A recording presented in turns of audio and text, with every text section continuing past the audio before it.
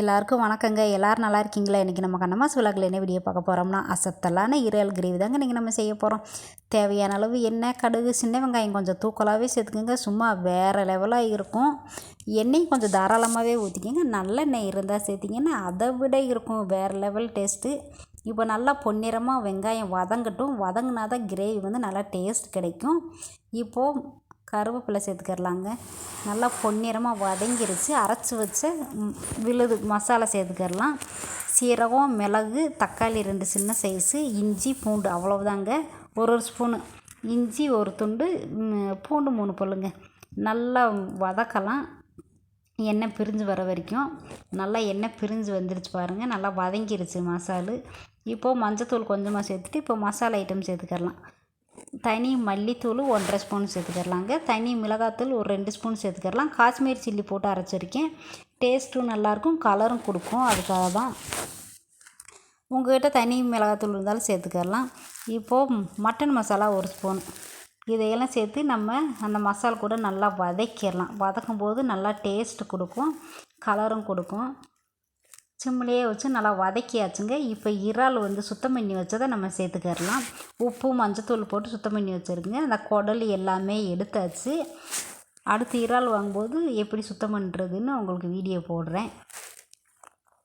இப்போ நல்லா சிம்லேயே வச்சு வதக்கிடலாங்க. தண்ணி இப்போ ஊற்றக்கூடாது. அந்த மசாலையே நல்லா வதங்கி வரட்டும்.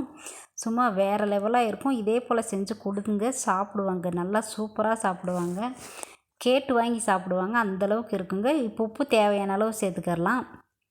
ஒரு 5 நிமிஷம் மூடி வச்சோம்னா தண்ணி எவ்வளோ விடுதுன்னு பாருங்கள். இறாலில் தண்ணி விடும் பாருங்கள். தண்ணியே ஊற்றலை, எவ்வளோ தண்ணியாக இருக்குதுன்னு. நமக்கு இப்போது தேவையான அளவு தண்ணி ஊற்றிக்கிறலாங்க. கிரேவி வர பக்குவம் பார்த்திங்கன்னா வீடியோ ஆன் பண்ண ஞாபகத்தில் விட்டுட்டேங்க. ஆனால் ஆன் பண்ணவே இல்லை. அதனால் வீடியோ இந்த அளவு தாங்க இருக்கும். ஒரு 10 நிமிஷம் விட்டோம்னா அருமையான கிரேவி ரெடி ஆயிரும். இறால் கிரேவி அட்டகாசமாக இருக்கும். சாதம், இட்லி, தோசை, சப்பாத்தி எல்லாத்துக்குமே செம்மையாக இருக்கும். நீங்களும் இதேமாதிரி செஞ்சு சாப்பிட்டு பார்த்துட்டு எப்படி இருக்குன்னு சொல்லுங்கள். இப்போ மீன் சுத்தம் பண்ணிக்கிறலாங்க. என் ஃப்ரெண்டு தூத்துக்குடியிலேருந்து வாங்கி கொடுத்து விட்டுருந்தாங்க. ஃப்ரெஷ் மீன் தாங்க. ஃப்ரெஷ்ஷாக நாங்கள் சாப்பிட்டதே இல்லை. என் ஃப்ரெண்டு மூலிமா சாப்பிட்டோம். நெத்திலி மீன் ஃபஸ்ட் டைமாக ட்ரை பண்ணோம். குழம்பு போட்டிருக்கேன், வச்சது வீடியோ பாருங்கள், பார்த்து சப்போர்ட் பண்ணுங்கள். 2 கிலோ வாங்கி கொடுத்துருந்தாங்க. இது எல்லாமே என் ஃப்ரெண்டு வாங்கி கொடுத்தது தாங்க. ஃப்ரெஷ்ஷாக நண்டு, இறால், அதுக்கப்புறமா சீலா மீன், நெத்திலி ஃபுல்லாக வேறு லெவலாக இருந்துச்சு. எல்லாமே டேஸ்ட்டு நல்லா இருந்துச்சு.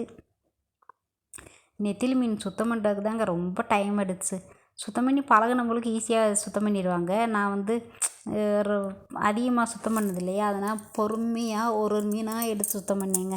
இப்போ உப்பு, கல்லுப்பு தாங்க. கல்லுப்பு சேர்த்து நம்ம உரசி கழுவும் போது அந்த வளவளப்பு தன்மை, அந்த வெடுக்கு வாடை இல்லாமல் நல்லா சுத்தமாக மீன் சுத்தமாகிரும், பளிச்சுன்னு இருக்கும்.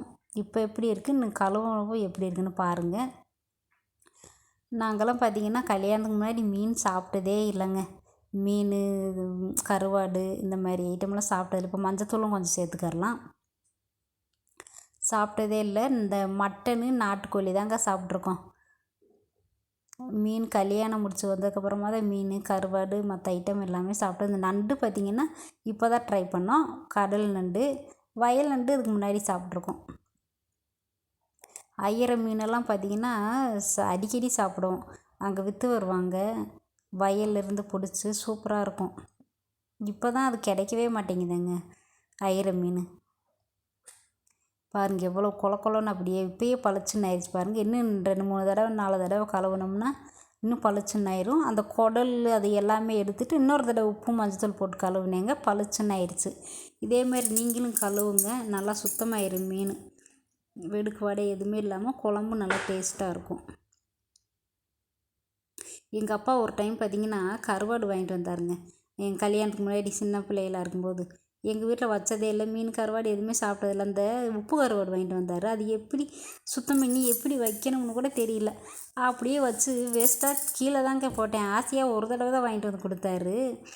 அது அப்படியே கழுவுறது எப்படி கழுவுறதுன்னு கூட தெரியல. சும்மா லேசாக கழுவிட்டு அப்படியே அந்த எண்ணெயில் போட்டு பொரிச்சு எடுத்து உப்பாக இருக்கவும் எனக்கு பிடிக்கவே இல்லை பாருங்கள். அதை அப்படியே கீழே தான் போட்டுவிட்டேன். வாழ்க்கையில் ஒரு தடவை தான் எங்கள் அப்பா அந்த கருவாடு வாங்கிட்டு வந்தார். அது எப்படி வாங்கிட்டு வந்தாருன்னு தெரியல. அந்த மாதிரி அதுக்கப்புறமா சாப்பிட்டதே இல்லை. கல்யாணம் முடிச்சு வந்து எல்லாமே சாப்பிட்டு பழகியாச்சுங்க. வீடியோ பிடிச்சிருந்துச்சுன்னா லைக்கு, ஷேர், கமெண்ட் பண்ணுங்கள். பாருங்கள், இந்த மாதிரி தாங்க ஒரு மீனாக எடுத்து அந்த குடல் பகுதியெல்லாம் எடுத்து சுத்தம் பண்ணி மறுபடியும் உப்பு மஞ்சள் போட்டு கழுவுனேங்க. நல்லா பளிச்சுன்னு ஆயிடுச்சு. வீடியோ பிடிச்சிருந்துச்சுன்னா லைக்கு, ஷேர், கமெண்ட் பண்ணுங்கள். தொடர்ந்து நம்ம சேனலை சப்போர்ட் பண்ணிகிட்டே இருக்க நம்ம சொந்தங்கள் எல்லாருக்குமே ரொம்ப நன்றிங்க.